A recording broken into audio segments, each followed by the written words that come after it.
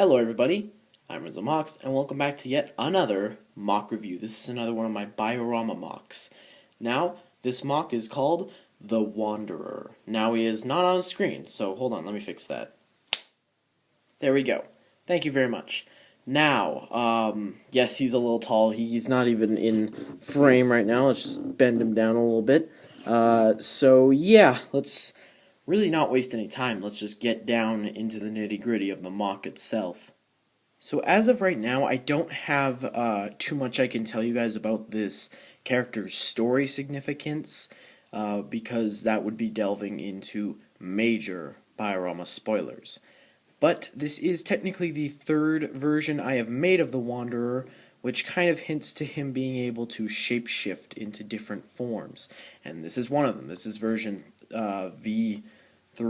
And I don't think I'll be reviewing a different version, but if I do make one that is really different from this one, then I will be. Because the original model was just so odd in every way.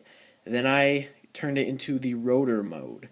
And then I turned it into this mode, which has been updated. So let's just go through it. So first of all, very tall mock, but I'm going to save that for the size comparison.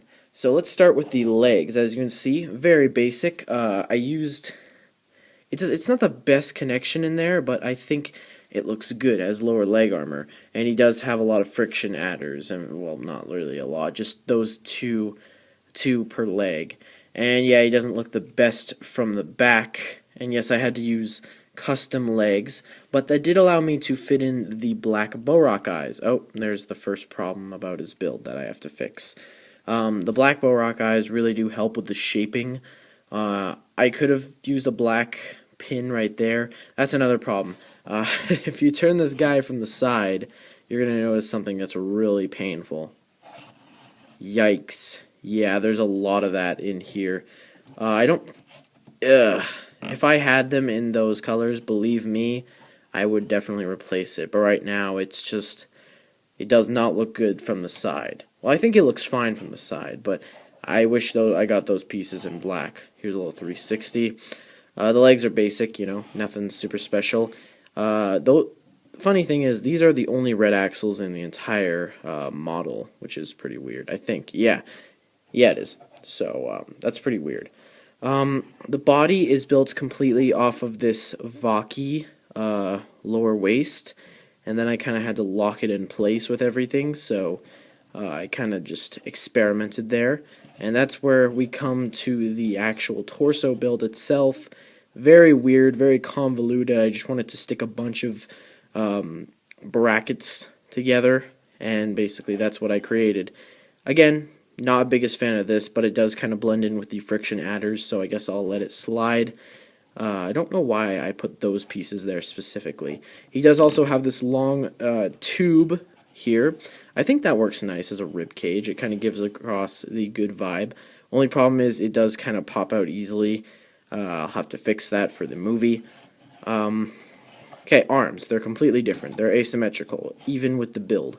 So let's start off with his left arm. His left arm is his actual claw, and his claw is simple. I've been using this build, claw build for like ever since I started mocking. So yeah, it's a very overused technique that I've done, but it's kind of meant to symbolize something else. He does have a basic Rakshi limb there, as well as just basic articulation standards, you know. Sorry about that, guys. I had to make a quick cut, but I am back. Anyways, so yeah, very simple arm construction. I use this, and it does kind of take away from the roughed up, because every orange piece I use in this, except for like a few of them, look rough and detailed. This one does kind of take away, but that's kind of the point. And the other arm. The other arm is very simple in its construction. It's meant to be very threatening. It's a big hook with a buzzsaw. If that isn't threatening, I don't know what is. Very simple armor technique right here with the orange Technic piece right there. And that could easily be like moved around. You can move that to the front if you wanted to, but that doesn't look very good, obviously. So yeah, only disadvantage with the arms is that they are on ball joints, which means they tend to pop off a lot, especially if you pull the arm, the ball joint will come flying off. Okay, the rotor head. This is fascinating. I love this head. It's it was used in 2 sets, but I didn't actually use a brain stock. I just used this piece, which makes sense because technically this thing is not really alive. Kind of spoilers, not really. And I had to fix the neck construction because if you actually saw him in the newest episode of Bio-Rama, he does not have this neck construction. I had to fix that because I was running out of pieces.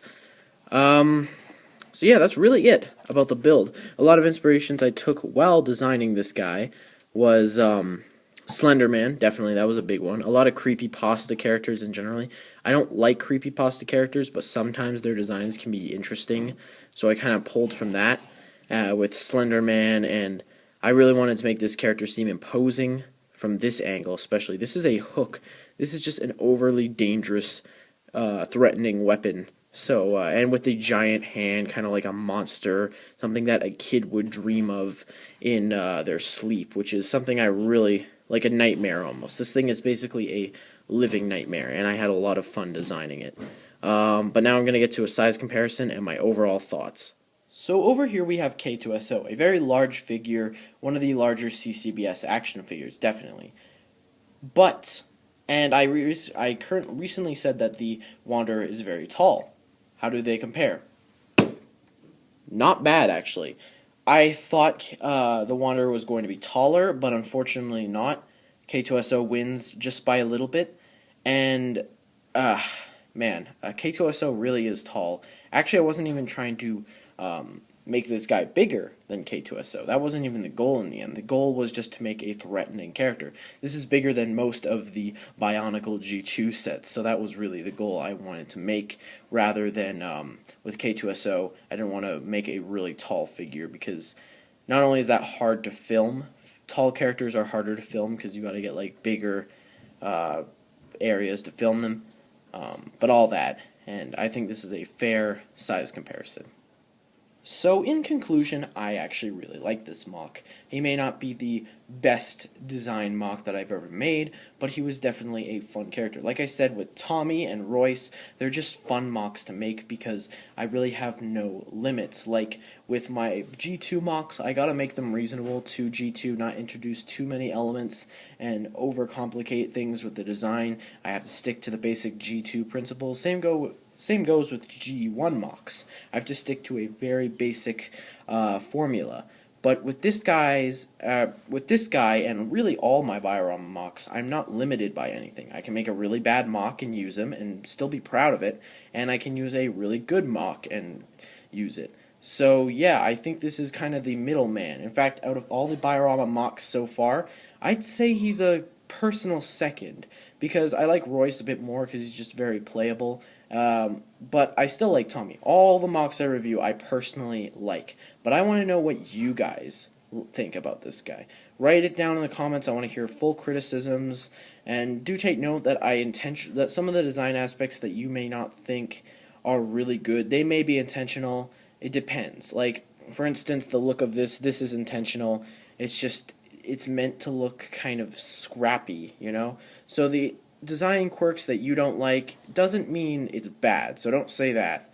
Just say you dislike it personally. But thank you very much. This is I believe, the last member of the League of Seven we're going to review. That is a mock anyways. Next up, we'll be reviewing Toa Tarduk, so I hope to see you all then. Thank you very much for watching. I'm Renzo Mox, and goodbye.